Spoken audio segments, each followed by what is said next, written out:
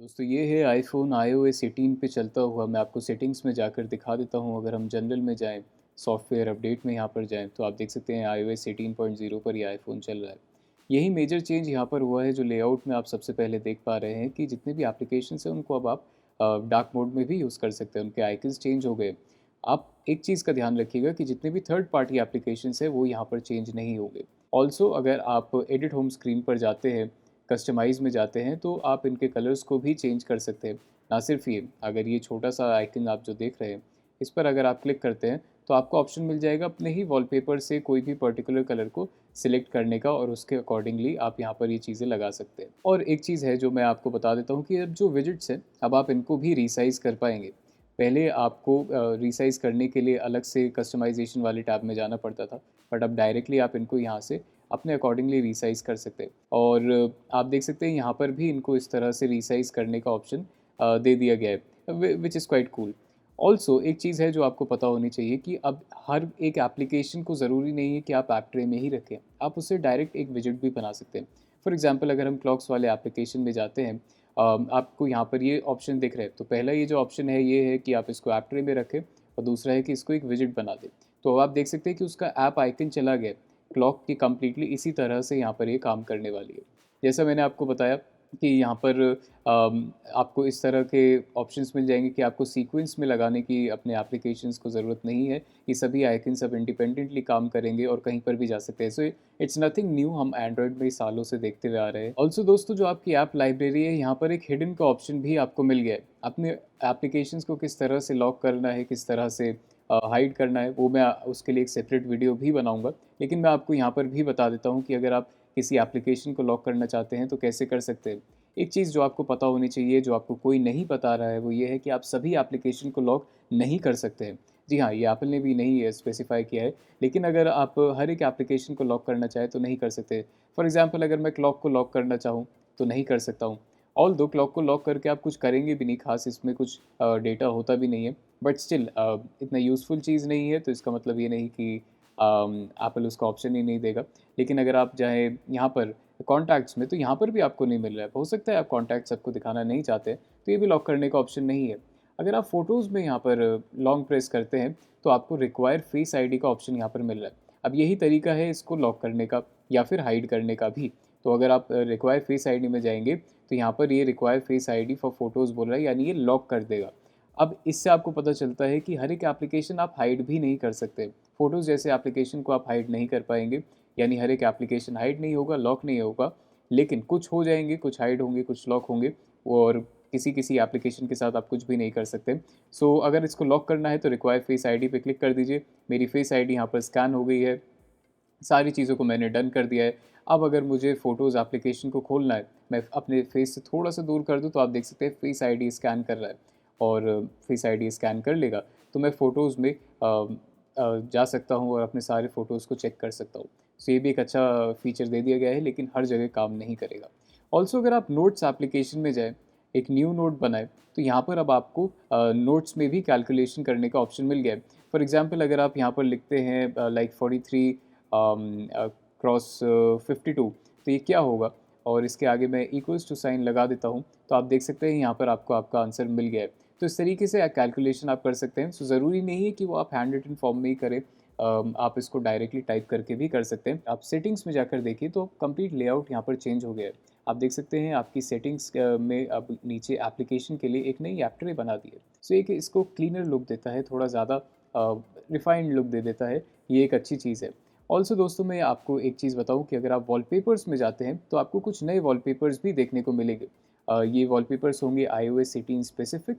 तो मैं वो भी आपको दिखा देता हूँ। ये सारे वॉलपेपर्स आपको यहाँ पर मिलने वाले हैं, और कस्टमाइज़ेशन में भी आपको यहाँ पर काफ़ी सारे ऑप्शन मिल गए। फॉर एग्ज़ाम्पल पहले आपको लॉक स्क्रीन पर लेट मी शो यू, आपको लॉक स्क्रीन पर केवल फ्लैशलाइट और कैमरा का ऑप्शन मिलता था, लेकिन अभी ऐसा नहीं है। अगर आप इसको कस्टमाइज़ करना चाहें, अपनी लॉक स्क्रीन पर जाएँ, तो आप फ्लैशलाइट के और कैमरा की जगह कुछ और भी लगा सकते हैं। लेट्स से मुझे फ्लैशलाइट नहीं चाहिए, तो क्या चाहिए? तो देखिए कितने सारे ऑप्शंस यहाँ पर मिल गए हैं। आप flashlight, timer, magnifier, scan code कुछ भी लगा सकते हैं, जो भी आपको सबसे ज़्यादा अपने वर्कफ़्लो के हिसाब से यूज़फुल लगता है। ऑल्सो कैलकुलेटर में भी कुछ चेंजेस देखने को मिलते हैं। सो यहाँ पर अगर आप लेफ्ट बार में जाएँ, तो आपको आपकी हिस्ट्री मिल जाती है। सो लेट्स से मैं यहाँ पर 9 into 6 कैलकुलेट करता हूँ एंड इसके बाद मैं आगे बात करता हूँ 95 डिवाइडेड बाय 9 की। आप देख सकते हैं ये आंसर आपको यहाँ पर मिल गया है और आपकी कैलकुलेशन की हिस्ट्री जो है यहाँ पर तैयार होती जा रही है। तो अगर आप एक सीक्वेंस में कुछ कैलकुलेट कर रहे हैं तो अब आपको वो चीज़ें पता चल जाएगी। अगेन एंड्रॉयड में फीचर्स पहले से थे, यहाँ पर भी अब आ गए हैं, सो ये एक अच्छी बात हो जाती है। ऑल्सो कैलकुलेटर में आपको साइंटिफिक कैलकुलेटर में अगर जाना है तो आप डायरेक्टली अब इस तरह से इस ओरिएंटेशन में भी साइंटिफिक कैलकुलेटर को देख पाएंगे। अगर हम जाएँ फ़ोटोज़ में तो फ़ोटोज़ का थोड़ा-सा लेआउट बदल दिया गया है। पहले आपको सारी एल्बम्स में जाने का ऑप्शन यहाँ नीचे मिलता था, बट अब नहीं मिलता है। अब आपको कुछ इस तरह से स्वाइप करना पड़ेगा अपनी एल्बम्स में ट्रैवल करने के लिए और इस तरह से आप अपनी सारी वीडियोज़ या फिर मेमोरीज़ में ट्रैवल कर पाएँगे या इंटरैक्ट कर पाएँगे। ऑल्सो यहाँ पर अगर आप जाएँ तो आप सॉर्टिंग कर सकते हैं और ये सॉर्टिंग जो है अपने-अपने हिसाब से आप कर सकते हैं। स्क्रीनशॉट्स आपको चाहिए या नहीं चाहिए, कुछ स्पेसिफिक एस्पेक्ट रेशियो के ग्रिड में आपको कुछ चीज़ें चाहिए, तो वो भी आप यहाँ पर कर पाएँगे। ऑल्सो अगर हम बात करें कॉल रिकॉर्डिंग की, तो अब हमको iOS 18 में कॉल रिकॉर्डिंग का फीचर भी मिल गया है। लेकिन आपने ये तो सबसे सुन ही लिया होगा कि कॉल रिकॉर्डिंग वाले फीचर्स आपको मिल रहे हैं, लेकिन ये आपको कोई नहीं बता रहा है कि कॉल रिकॉर्डिंग वाला फीचर अभी आप यूज़ नहीं कर सकते। सो मैं भी आपको डेमॉन्स्ट्रेट करके नहीं दिखा सकता हूँ कि ये कॉल रिकॉर्डिंग वाला स्पेसिफिक फीचर किस तरह से और कब काम करेगा। एप्पल ने बोला है कि इट विल बी रिलीज़्ड और लॉन्च्ड लेटर दिस ईयर, यानी इस साल के एंड तक ये चीज़ आने वाली है। अभी ये ऑप्शन आपको अवेलेबल नहीं किया गया है। ऑल्सो ये जो कॉल रिकॉर्डिंग का फीचर होगा, इसमें स्पेसिफाई किया जाएगा रिसीवर को कि आपकी कॉल जो है आप रिकॉर्ड कर रहे हैं, ताकि उन्हें आइडिया हो कि हो क्या रहा है। ऑल्सो एक अच्छी चीज़ है कि अगर आप कंट्रोल सेंटर में जाएँ तो कंट्रोल सेंटर का लेआउट भी बदल गया है। आप इसके अंदर भी इस तरह से स्वाइप कर सकते हैं फॉर योर म्यूज़िक रिकमेंडेशंस और योर बेसिक सर्विसेज जो कनेक्टिविटी से रिलेटेड है, वो सब आपको यहाँ पर मिलेंगी। अगर प्लस आइकन पे जाएँ तो आप यहाँ पर और भी ज़्यादा कंट्रोल्स को ऐड कर सकते हैं एंड अगेन आप कुछ इस तरह से इनको भी रिसाइज़ कर पाएँगे। हालाँकि हर एक चीज़ को आप अपने हिसाब से रिसाइज़ कर पाएँ या हर एक तरह से रिसाइज़ कर पाएँ वो ज़रूरी नहीं है। फॉर एग्ज़ाम्पल मैं इसको इतना बड़ा कर सकता हूँ लेकिन मैं इसको स्क्रीन रिकॉर्डिंग को इससे ज़्यादा बड़ा नहीं कर सकता हूँ। हाउएवर ऐड अ कंट्रोल में जाके आपको इतने सारे ऑप्शंस मिल जाते हैं।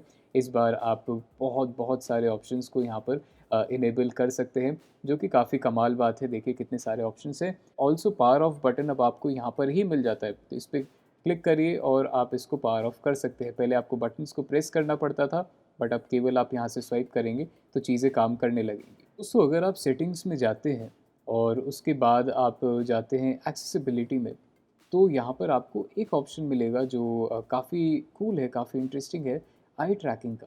आई ट्रैकिंग से आप क्या कर सकते हैं कि आप अपनी आँखों से अपने फ़ोन को ट्रैक कर सकते हैं। लेट्स से मैं इसको ऑन कर देता हूँ। देखिए अगर मैं ऊपर देख रहा हूँ एक्सेसिबिलिटी की तरफ, तो ये वहीं जाके ट्रैवल करेगा। हाउएवर इसमें मुझे कुछ इश्यूज़ देखने को मिल रहे हैं।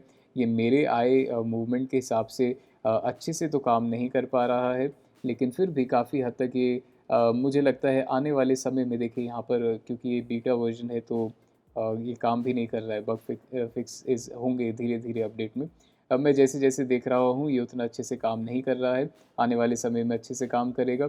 ऑल्दो ये सब लोगों के लिए नहीं है, ये डिसेबल्ड लोगों के लिए होता है या स्पेशली एबल्ड लोगों के लिए होता है, लेकिन आप चाहें तो इसका बेस्ट यूज़ कर सकते हैं। अगर आप जाएँ जनरल में तो यहाँ पर भी आपको बहुत सारे ऑप्शंस मिल रहे हैं। अब देखिए हर एक ऑप्शन के लिए आपको एक नया आइकन दे दिया गया है।